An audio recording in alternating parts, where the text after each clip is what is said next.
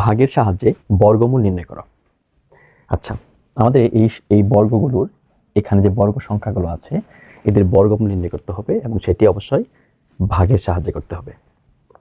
আচ্ছা, এর জন্য আমাদের করণীয় কি? আমরা এই সংখ্যাটির বর্গমূল নির্ণয় করব ভাগের সাহায্যে।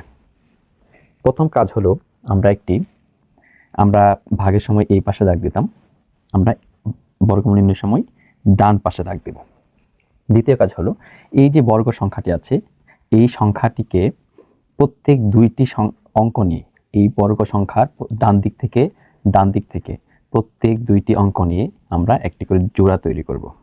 আর এখানে একটি সংখ্যা আছে, একটি সংখ্যায় থাকবে, ডান দিক থেকে করতে হবে।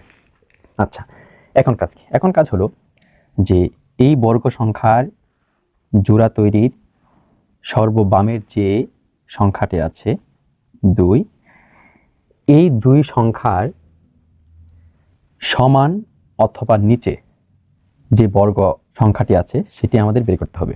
মানে হলো যে এক হয় এই সংখ্যাটি বর্গ হতে হবে, আর এক হয় এর নিচের সংখ্যাটি বর্গ হতে হবে।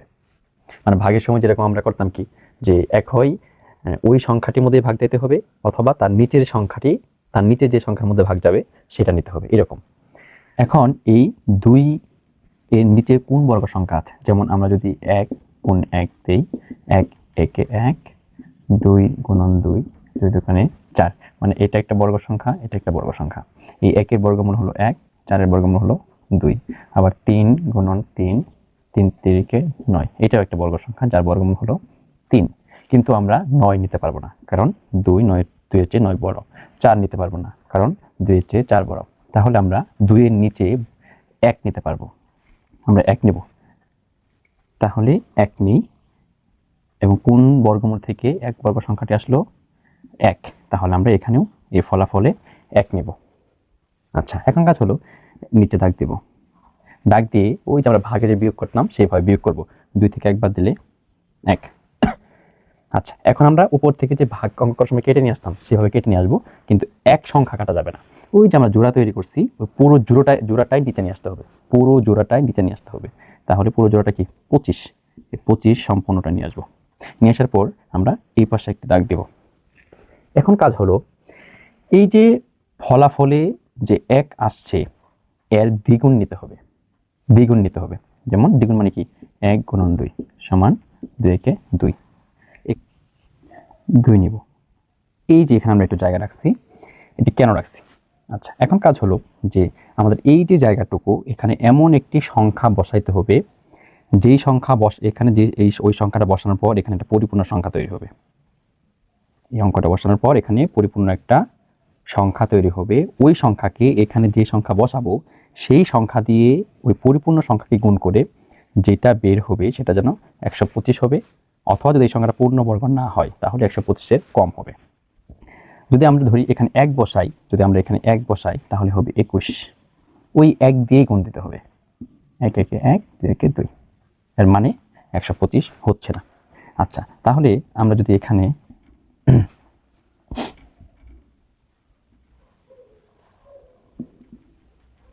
কি করলাম, তাহলে এখানে যে 1 বসাইছিলাম কাটা দিলাম, কেন দিলাম? কারণ এখানেও 1 কাটা দিছি, আবার এখানেও 1 কাটা দিছি, কেন? কারণ এখানে যে সংখ্যাটা বসাবো সেই সংখ্যা দিয়ে আমরা এটাকে গুণ করব। তাহলে আমরা এখানে যদি 5 বসাই তাহলে এখানেও 5 বসাইতে হবে, আবার ওই যে 5 বসাইলাম 25 হলো, 25 কিন্তু হলো এখানে, আবার এখানে যে 5 বসাইছি ওই 5 দিয়ে এখানে গুণ দিতে হবে। তাহলে 5 পাতা 25-এর 5, হাতে থাকে 2, 5 দোকানে 10, হাতে ছিল 2, তাহলে হলো 12, 125। এখানে কত আছে? 125 আছে। তাহলে কি করব? আচ্ছা, এখন কথা হলো তাহলে এখানে এই সংখ্যা আমরা বুঝতে পারলাম যে এখানে 5 হবে। এখন এখানে যে এই সংখ্যাটা হলো সেই সংখ্যাটা আমাদের ফলাফলেও হবে, ফলাফলেও একই সংখ্যা হবে। আচ্ছা, তাহলে কত হলো? 125। এখানে 125 আছে, তাহলে এর নিচে আমরা লিখবো 125। 125 থেকে 125 বিয়োগ দিলে 0। তাহলে আমরা কি পেলাম? ফলাফল 15। তাহলে আমরা কি বলতে পারি যে সুতরাং 225 এর বর্গমূল 15। এটাই আমাদের উত্তর। বর্গমূল 15 মানে কি? বর্গমূল বলতে কি বোঝাই? যে ওই 15 সংখ্যা দিয়ে 15কে গুণ করলে যেটা বের হবে সেটা হলো বর্গ, আর যেই সংখ্যা দিয়ে গুণ করলাম সেটা হলো তার বর্গমূল। যেমন আমরা যদি 15কে 15 দিয়ে গুণ দিই 5 5 25 5 হাতে থাকে 2 5 1 5 2 7 এক করে কাটো 5 1 5 1 1 1 5 7 আর 5 12 2 হাতে থাকে 1 225 মানে 15 হলো বর্গমূল আর 15 দিয়ে 15 কে গুণ করলে 225 বের হয় 225 হলো 15 বর্গ। আচ্ছা আমরা এখন পরেরটা সমাধান করি।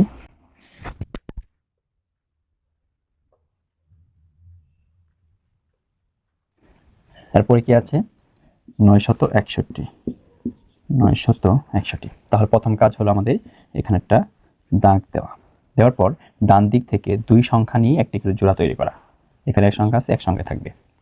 আচ্ছা এখন কি কাজ? এখন কাজ হলো বাম দিকের বাম দিকে যে সংখ্যাটি আছে সেই সংখ্যাটিও একটি বর্গ হতে পারে, অথবা ওর নিচের যে বর্গ সংখ্যাটা আছে সেটি আমাদের বের করতে হবে। তাহলে আমরা জানি 9 একটা বর্গ সংখ্যা। কেমনে? যেমন যদি আমরা 2 দিয়ে 2 গুণ দিই তাহলে 2 দোকানে 4, 3 দিয়ে 3 কে গুণ দিলে এর বর্গ হলো 9। তাহলে এখানে তো 9 আছে, তাহলে আমরা 9 লিখতে পারি। 9 এর বর্গমূল কি? 3। 3 আমরা এখানে লিখব। আচ্ছা এখন কাজ কি? বিয়োগ করা। আচ্ছা 9 থেকে 9 বাদ দিলে 0। 0 আমাদের লিখতে হবে না। এখন কাজ হলো ওই যে 9 এর কাজ তো শেষ, তাহলে উপরে কি আছে আর 61। আমরা কিন্তু শুধু 6 নিতে পারবো না, কারণ আমরা জোড়া তৈরি করে রাখছি, পুরো জোড়াটা নিয়ে আসতে হবে। তাহলে আমরা 61 নিয়ে আসি। এখন এইখানে দাগ দিব। এখন কি কাজ? এখন কাজ হলো এই যে ফলাফল যেটা নামছে তার দ্বিগুণ নিয়ে আসতে হবে। এখানে দ্বিগুণ মানে 3 এর দ্বিগুণ কত? 3 দোকানে 6, 3 এর ডাবল 6 নিয়ে আসি। আমরা এখানে একটু জায়গা ফাঁকা রাখবো। কেন ফাঁকা রাখলাম? আমরা এখানে এমন একটি সংখ্যা বসাবো যেই সংখ্যা বসানোর পর এখানে যে একটা পরিপূর্ণ সংখ্যা হবে ওই সংখ্যাকে ওই সংখ্যা দিয়ে গুণ করলে এই সংখ্যা হবে। আচ্ছা তাহলে আমরা যদি এখানে 1 বসাই তাহলে কি হচ্ছে? 61। আর কি বসাইছি? 1, ওই 1 দিয়ে আমরা গুণ দিব। তাহলে 1 1 1, 6 1 6, এখানে 61 হয়েছে, এখানে কত? 61। তাহলে আমরা এখানে একই বসাবো, এটাই সঠিক। আচ্ছা এখানে যেটা বসাবো আমরা এখানে ওইটাই বসাবো, একই বসাবো। তাহলে 61 হয়েছে, আমরা 61 নিচে লিখে দিই। এখন কি কাজ? 61 থেকে 61 বিয়োগ দিলে 0। তাহলে আমাদের 31 হলো এই 961 এর বর্গমূল। আমরা লিখতে পারি সুতরাং 961 এর বর্গমূল 31। যেমন আমরা 31 দিয়ে 31 গুণ করলে এটা আসে কিনা আমরা ঠিক করি। 1 1 1, 3 1 3, 1 করে ফাঁকা, 3 1 3, 3 3 9, 1 3 3 6 9, 961 আসে। আচ্ছা এখন আমরা এর পরেরটা সমাধান করি। এরপরে হলো 3969। আচ্ছা তার প্রথম কাজ কি? দাগ দেওয়া। দ্বিতীয় কাজ কি? 2 অঙ্ক নিয়ে জোড়া তৈরি করা। ডান দিক থেকে, বাম দিক থেকে না, ডান দিক থেকে জোড়া মিলাই আসতে হবে। আচ্ছা তাহলে এরপরে কাজ কি? এরপরে কাজ হলো যে বামে যে জোড়া তৈরি করেছি সেই জোড়াটি বর্গ কিনা, অথবা তার নিচে কোন সংখ্যাটি বর্গ। এখানে আছে 39। আচ্ছা আমরা এটি চেক করি। যেমন 5 এর বর্গ হলো 25, 6 এর বর্গ হলো 6 6 36, 7 এর বর্গ হলো 7 7 49, কিন্তু আছে এখানে কত? 39। তাহলে আমরা কিন্তু 49 মানে 7 এর বর্গ নিতে পারবো না। আমরা নিতে পারবো 6 এর বর্গ 36, কারণ এখানে আছে 29, 36 29 হচ্ছে নিচে। তাহলে আমরা 36 নিব। 36 এর বর্গমূল কত? 6 আমরা এখানে লিখবো। 6 6 36। এখন কাজ কি? নিচে দাগ দিয়ে বিয়োগ দেবো। 9 থেকে 6 বাদ দিলে 3, 3 থেকে 3 বাদ দিলে 0। আচ্ছা এখন কাজ হলো উপর থেকে এই জোড়াটার কাজ শেষ, এখন এই জোড়াটা নিয়ে আসবো। এক সংখ্যা নিয়ে আসতে হবে না, পুরো জোড়াটাই নিয়ে আসতে হবে। আচ্ছা এখন আমরা এখানে দাগ দেব। এখন কাজ কি? এখন কাজ হলো এই যে ফলাফল, এই ফলাফলের দ্বিগুণ আমরা এখানে আসবো। দ্বিগুণ 6 গুণন 2 সমান 12, ডাবল হলো কত? 12। আমরা এখানে ফাঁকা রাখবো। এখন কি কাজ? এখন কাজ হলো যে আমাদের এখানে এমন একটা সংখ্যা বসাইতে হবে যেই সংখ্যাটি বসানোর পর এখানে পরিপূর্ণ যে সংখ্যাটি তৈরি হবে ওই সংখ্যাকে এখানে যে সংখ্যা বসাবো ওই সংখ্যা দিয়ে গুণ করলে এর সমান হবে অথবা এর নিচে হবে।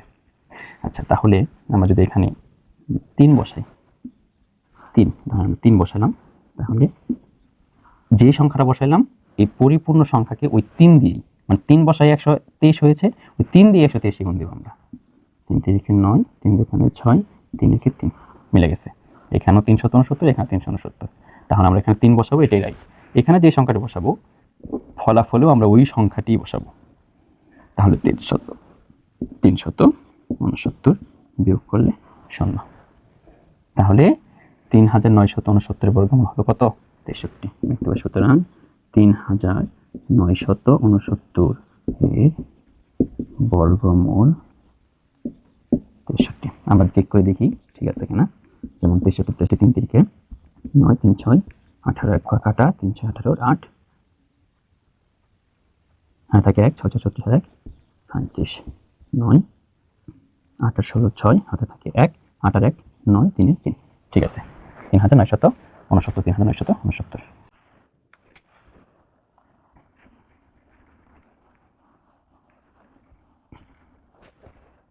আচ্ছা আমরা এখন সর্বশেষ সংখ্যার সমাধান করব। 10,404।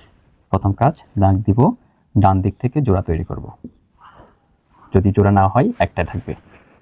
আচ্ছা এখন কাজ কি, সর্ববাম দিকে যে জোড়াটি আছে বা সংখ্যাটি আছে, অঙ্কটি আছে, সেই অঙ্কটি বর্গ হবে অথবা তার নিচের যে বর্গটা সেটা আমাদের খুঁজতে হবে। তাহলে আমাদের 1 এর বর্গ 1, 2 এর বর্গ কি 4, 4 তো না এখানে আছে হলো কত 1, তাহলে আমরা 1 লিখব। 1 থেকে বাদ দিলে 0 লিখতে হবে না। এরপরে আমরা পরবর্তী জোড়াটা নিয়ে আসবো, এই যে জোড়াটা, আমরা কিন্তু শুধু 0 নিয়ে আসতে পারবো না, পুরো জোড়াটা নিয়ে আসতে হবে 0 4। এখন কাজ হলো এখানে দাগ দেওয়া। এরপর এই যে ফলাফল এর দ্বিগুণ নিয়ে আসতে হবে। দ্বিগুণ মানে 1 গুণন 2 সমান সমান 2। এখানে আমরা 2 নিয়ে আসবো, এখানে ফাঁকা রাখবো। এখন কাজ এখানে এমন একটা সংখ্যা বসাইতে হবে যেই সংখ্যা বসাইলে ওই সংখ্যা দিয়ে এই পরিপূর্ণ সংখ্যাকে গুণ করলে এই সংখ্যা হবে অথবা এর নিচে হবে। আচ্ছা এখন আমরা যদি এখানে 1 বসাই 1, তাহলে ওই যে 1 বসালাম ওই 1 দিয়েই এই সম্পূর্ণ সংখ্যাকে ওই 1 দিয়েই গুণ দিতে হবে। 1 কে 1 2 কে 2 21, কিন্তু আছে এখানে মাত্র 4, তাহলে আমাদের 1 বসানো যাবে না। আমাদের এর চেয়ে ছোট সংখ্যা বসাইতে হবে। এর চেয়ে ছোট সংখ্যা কি 0, তাহলে এখানে আমরা 0 বসাবো। 0 এখানে 0 দিয়েই গুণ দিব, তাহলে কত হবে 0 এ 0 0 দিয়ে 0, মানে কি আমাদের ফলাফল আসবে 0 0 0। এখন এইখানে যে 0 বসাইছিলাম ফলাফলেও সেই 0 বসাবো। এখন বিয়োগ, 4 থেকে 0 বাদ দিলে 4, 0 থেকে 0 0, এই 0 লিখতে হবে না। আচ্ছা এখন আমাদের কি কাজ, এই জোড়ার কাজ শেষ। এখন এই জোড়া নিয়ে আসবো নিচে 0 4। এরপরে কি কাজ, এরপরে ফলাফলের দ্বিগুণ আনতে হবে। 10 এর দ্বিগুণ 10 গুণন 2 সমান 20, তাহলে এখানে আমাদের 20 আনতে হবে আর এখানে একটু জায়গা ফাঁকা রাখতে হবে। এখানে এমন সংখ্যা বসাইতে হবে সেই সংখ্যাটি বসানোর পর এখানে যে সংখ্যাটা তৈরি হবে ওই সংখ্যাকে এখানে যে সংখ্যা বসাবো সেই সংখ্যা দিয়ে গুণ করলে যেন 404 হয়। আচ্ছা আমরা একটু বুঝতে পারতেছি যে এখানে আসলে আমাদের 2 বসবে কেমনে। এই যে 2 বসানোর পর এখানে 202 তৈরি হলো, এই যে 202, এই 202 কে যে সংখ্যাটা বসাইছি ওই সংখ্যা দিয়ে গুণ দেব। 2 দোকানে 4, 2 0 0, 2 দোকানে 4, এই 404, এখানে 404, তাহলে আমাদের এখানে 2 বসবে। আর এখানে যে সংখ্যাটি বসাবো ফলাফলেও আমাদের সেই সংখ্যাটি বসাইতে হবে। আর 404 আমরা নিচে লিখে দিই, দিয়ে বিয়োগ করে দিলে 0 হবে। তাহলে এই 10,404 এর বর্গমূল হলো 102। সুতরাং 10,404 এর বর্গমূল 102। যেমন আমরা যদি চেক করি 102 দিয়ে 102 এর গুণ দিলে 2 দোকানে 4, 2 0 0, 2 কে 2, 1 ঘর কাটা 0 2 0 0 0, 1 2 ঘর কাটা 2 কে 2, 1 0 0, 1 1 1, 4 0 4 0 1, 10,404 10,404। তাহলে আমরা বুঝতে পারলাম কি যে 102 এর বর্গ হলো 10,404।